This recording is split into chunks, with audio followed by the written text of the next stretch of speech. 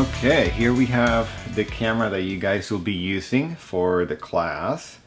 I'm going to walk you through some of the settings that you have to get the camera set up for your pictures for the class. So before we start with the actual settings, I want to walk you through some of the basics, even though you probably already know this, but just in case, every camera is different.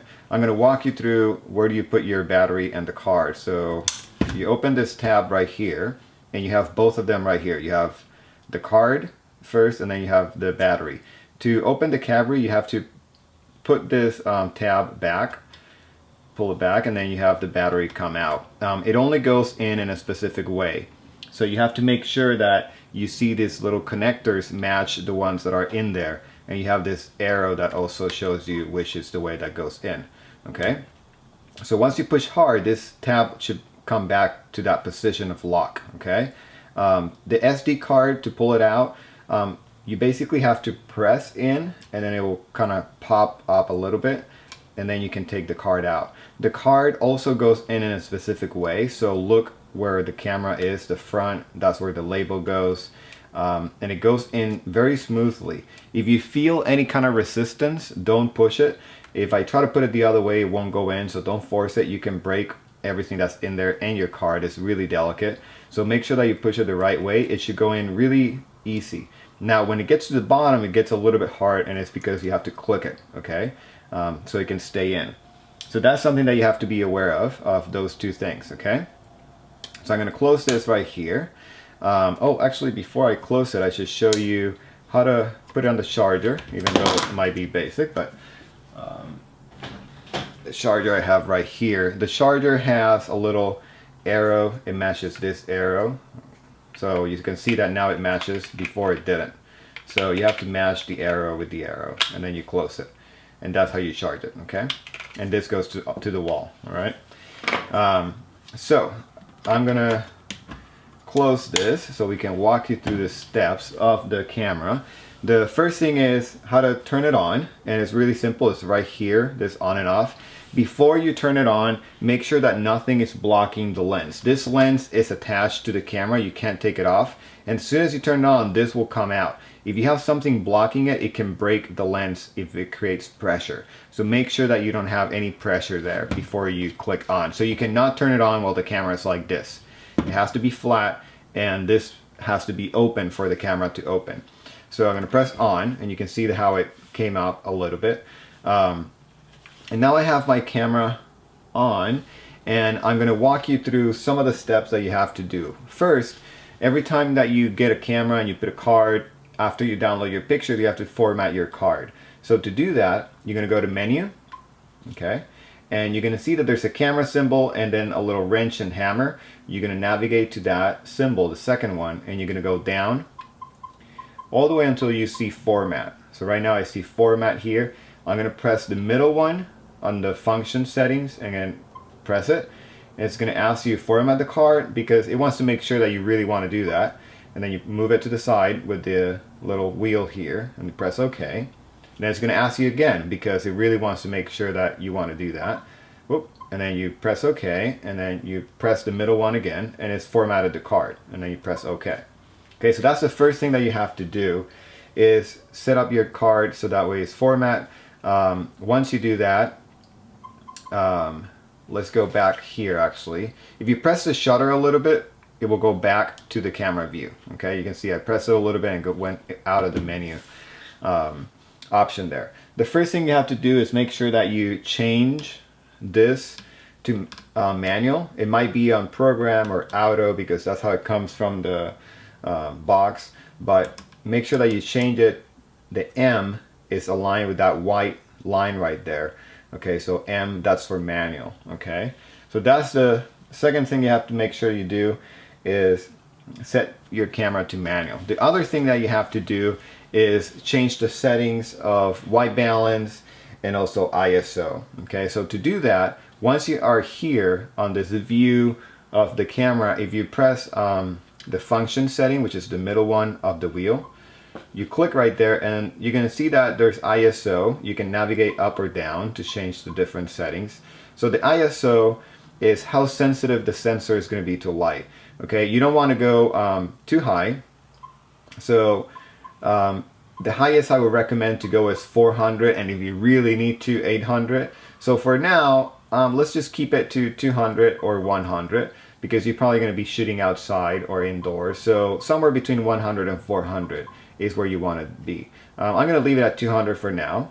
Okay, and my white balance is how the colors are going to be read according to the light. Okay, so every light source has a different color spectrum, so I want to make sure that it matches the light source that I'm shooting in. So if you don't know, just leave it in auto white balance. I recommend that you start getting familiarized with the different settings so that way you can select what really is the setting that you're in. So for example, daylight when you're shooting in the sun, then you have shade when you're shooting on the shade outside, cloudy when it's cloudy or overcast, tungsten where basically it's those yellow lights that are in houses. If it looks yellow, it's probably a tungsten light, fluorescent light, you have LED, and then you have flash. So you can change any of these settings by going to the side, okay, and selecting it. For now, I'm going to leave it in auto white balance.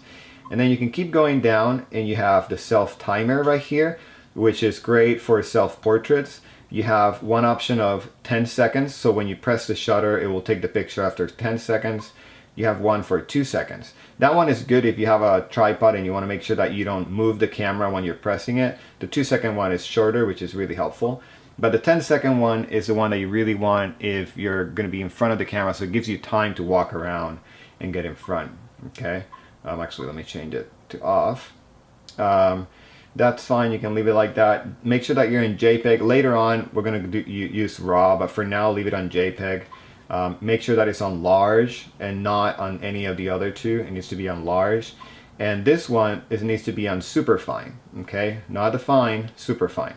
Okay, so after you select all that, that should be good. And I'm gonna press function again to get out of that.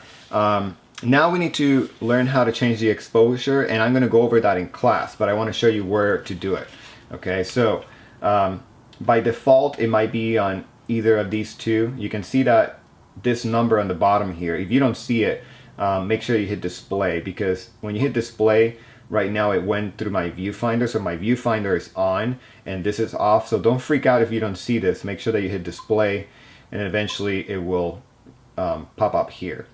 So if you see 1/125, that's where your shutter speed should be. If you don't have a tripod, you can go a little bit lower to 1/80 or something like that, or 1/60, but leave it for 1/125 or higher for now while you get used to like hand holding the camera.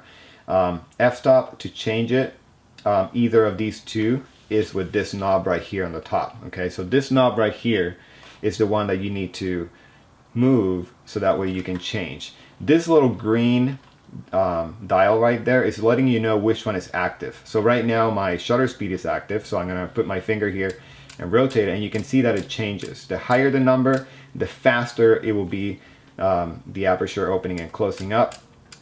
So I'm going to leave it at 125 for now, or 160, doesn't really matter. And if you want to change it to the f-stop, then you hit this plus and minus symbol, and then it goes to the f-stop. So now I can rotate this same wheel, and then it changes the f-stop. I'm going to explain in class how these work and what you need to do. The main purpose of this is just showing you how to change it. Okay, so change the shutter speed, you hit again, move this dial right here, and it changes the shutter speed. To change the f-stop, hit here, and then it changes here. When you're making an exposure, I can show you this right now. I don't know if you'll be able to see it. Let's see if I can zoom in a little bit here. At the bottom right here, there's a light meter, and basically it says -2 and then -1, 0, 1, and 2. And basically that's to let you know how the scene is.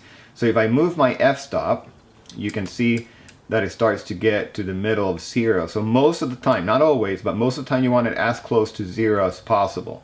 Okay, so if it doesn't get there, then you have to change the shutter speed and then change it until you get to 0. Okay, so that's how you get a good exposure. And I'm going to explain that in class, but I want to show you where the light meter is.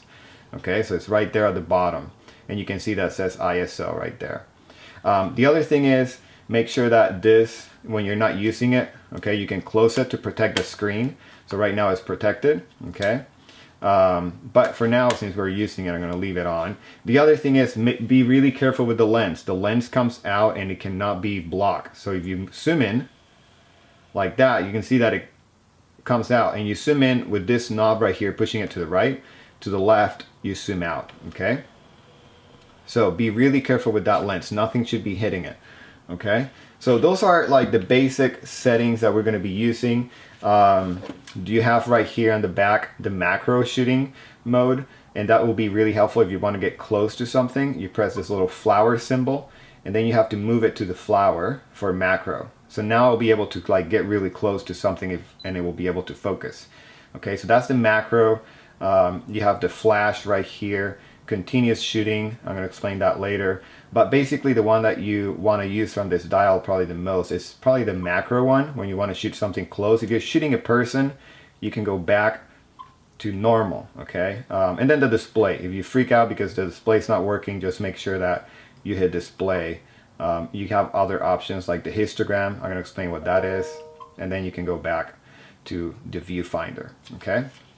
So if I forgot something, I'll let you know in class. I'm going to take pictures of the camera because I don't have any extra camera. This is going to be a camera for a student. So that's why I wanted to do this little video, to make sure that I walk you through it, because I don't have a live demo camera that I can show in class because I need to hand them all out to students. So this is the camera that you will use. If you have any questions, let me know later. All right. Thank you very much.